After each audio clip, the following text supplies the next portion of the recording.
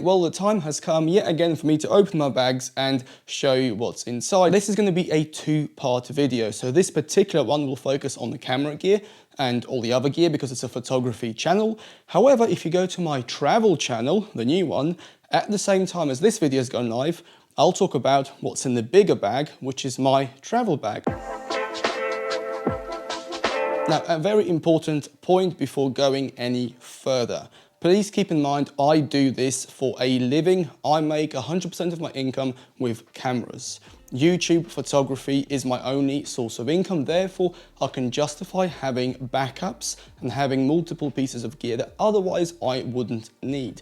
Also, because this is a business, all of this equipment is expensed and I don't pay tax on it, so I don't effectively pay retail and it works out to be much cheaper. If I was doing this as a hobby, or if I wasn't even doing YouTube, if I was only doing photography and travel, believe me, I will have at least 50% less stuff with me. However, as you'll see later in the video, there's a certain reason why I have duplicates of everything, especially when I am relying on those things to make money.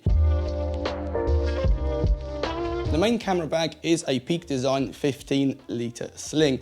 I must admit, this is really pushing in terms of what I can fit inside, and there's not that much more room left in it. So if I wanted to bring even more gear for whatever reason, I would probably need to go for the 20-litre. However, for me, this is fine. Now, let me be very clear in terms of the camera gear that I'm bringing. So I need to be able to do street photography, city photography, make these YouTube videos, and maybe do a little bit nature here and there. So two key lenses that I own are not in this kit, but I'll talk about that in a minute. So let's open up from the top.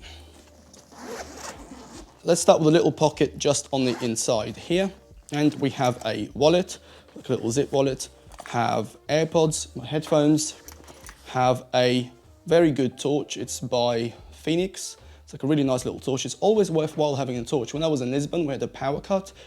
Power was out for like an hour. This really came in useful. So that's very good. Earplugs, just in case, I don't know, someone downstairs is having a party. Little SanDisk, USB-C and USB-A memory stick, useful. Then we have water. This is a Hydro Flask folding bottle. It does come with a filter, but that's for the other video. I always bring it with me because I always don't drink enough and then I end up with a headache at the end of the day. So always worthwhile. Stay. Moving on is a little GoPro Hero 11. Now, I try and have most of my video done on the XH2S because of the quality. However, sometimes in a city, I don't want to set this camera up on the tripod and then do, you know, like pretending to take a photo in front of the camera like you see all of us do on YouTube. And because of that, this thing is very useful. I can literally use this magnetic clamp and just attach it to a lamppost, do my little B-roll with the camera, and then it's done. Sure, the quality is not as good, but honestly, in a city environment, this is very good. Moving on is a lens, and this is a 33mm f1.4, so full frame terms, it's a 50mm. This is literally my go-to street photography lens. I did a whole video about these lenses, so check those out. Love this lens, so that goes here. Now, one thing you can't see here now is my video camera, which is the XH2S, coupled with the 18mm f1.4, which is a 28mm or so full frame equivalent. Now that is my wide angle street photography lens, and honestly, in a city environment, I didn't think I needed anything wider. Now I do have the 8-16, which is like a 12-24 ultra wide, but that doesn't really go with me when I travel unless I'm going to a specific location where I know I will need it. For example, if I go to Iceland, I will definitely bring that lens over this one. But for all general travel, this lens and that camera is perfect. Put the bag on the side like so, and then open the bag.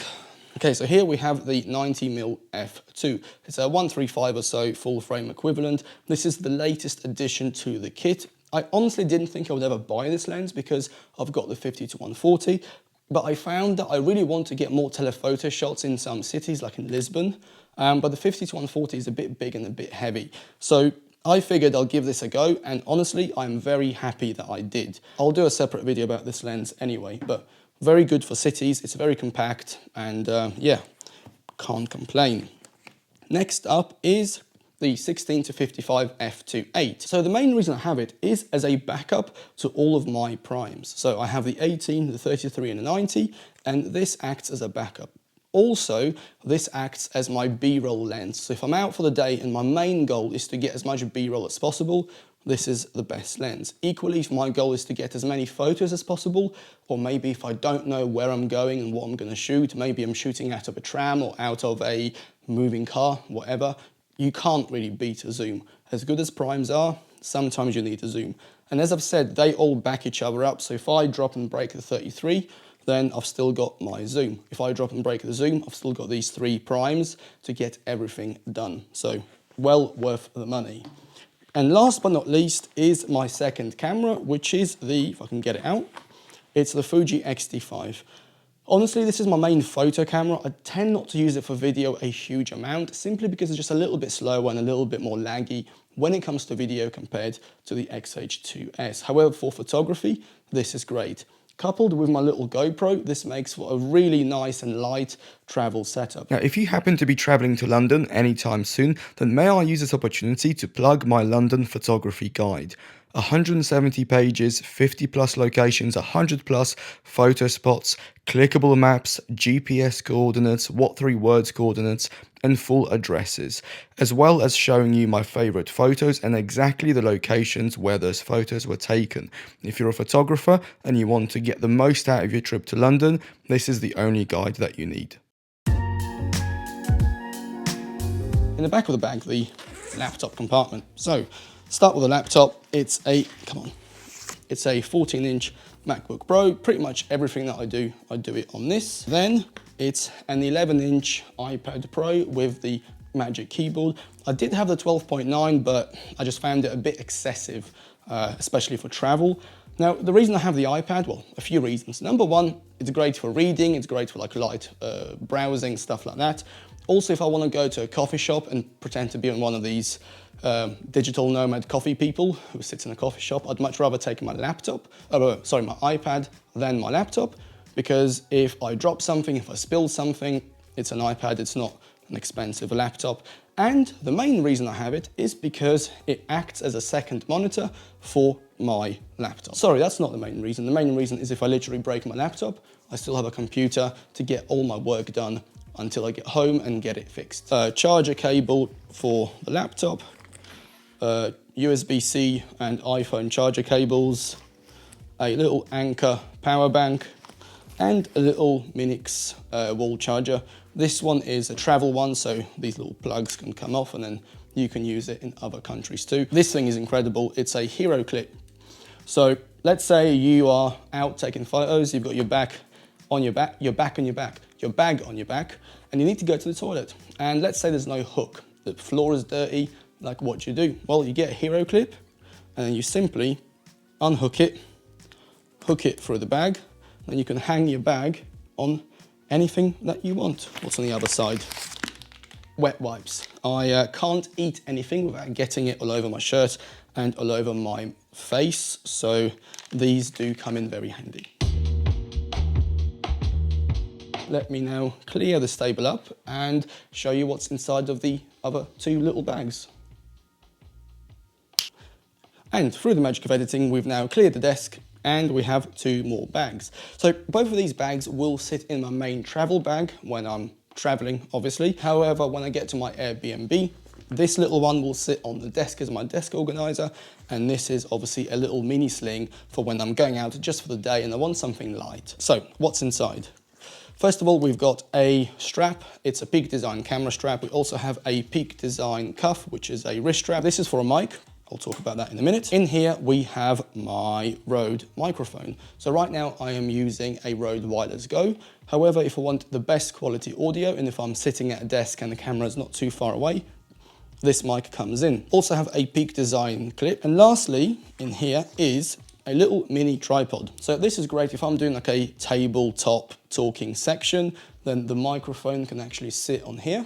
Or if I'm going out just for the day and I don't want to bring the big tripod with me, then obviously this fits into my bag and it's much lighter, much smaller. Talking of tripods, this big one is a Manfrotto Element and all of the ball heads are these Ulanzi ball heads. The bag itself, 3-litre Peak Design sling, but I've already talked about that, so we can move this out of the way. Actually, through the magic of editing, look at that. This is the accessory pouch, and basically all the loose accessories, bits and bobs are in there. Start at the top here.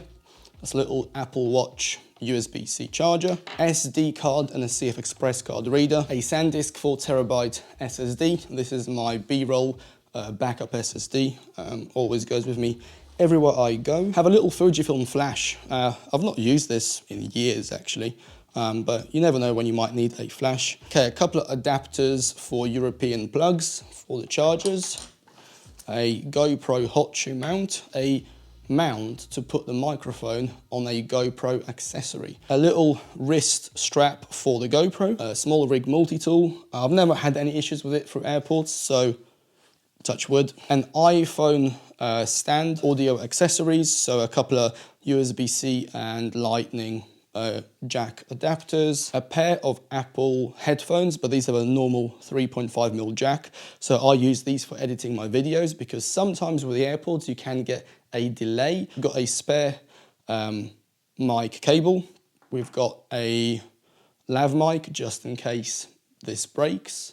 Talking of mics, obviously Rode Wireless Go, so I can do these longer distance discussions. Is this a discussion? No, it's not. A couple of these high-speed Thunderbolt cables. So one is for the hard drive, one is for the CF Express card reader, and I also use this to connect my MacBook to my iPad to use it as a second monitor because you get a much better connection than doing it over Wi-Fi. Now, in the middle pocket here is a bunch of random accessories like some swabs for the sensors, iPhone SIM cards, a couple of these USB-C to USB-A and other USB converters, a couple of spare SD cards, Ethernet cable. So sometimes if the Wi-Fi is really bad, you can connect your laptop or your iPad straight to the router and you can get a better connection. A bunch of USB-C to USB-C cables, an Ethernet to USB-C adapter, another Minix charger, two Fujifilm batteries, two GoPro batteries and a GoPro USB-C charger, and finally we have the Fujifilm USB-C charger. I think that's it. I don't think I have any more camera gear or electronics or accessories. That's literally everything. Now, some of you might look at this and be like, wow, that's well over the top. I've traveled the whole world with just a Tesco bag and a spare pair of flip-flops. However, as I've said, given the fact that this is my job, you know, if one thing goes down, I still need to be able to deliver. I think this is like the minimum viable kit to travel and to run my business and do commercial work, as well as YouTube work, as well as personal work as well. Okay, that's everything for today. I hope you have found it useful. As I've said before, if you want to see all the other stuff that I travel with, so clothes, accessories, that kind of stuff, go and check out the video on my travel channel. That's also linked down below or up there somewhere as always. And yeah, so thank you ever so much for watching. I hope you're having a good week, a good weekend, and I hope you are still awake after this video. And hopefully I wasn't waffling too much, and I'm waffling right now. So on that note, bye. Right, try not to fall over. There's shit everywhere. I really hope this is making sense. And I also hope that no one is looking into this window from the buildings over there and plotting on how they're going to come and break in and steal all this stuff. God, it's miserable. Fucking hell, nearly fell over. I've probably just offended a bunch of people, but it's okay.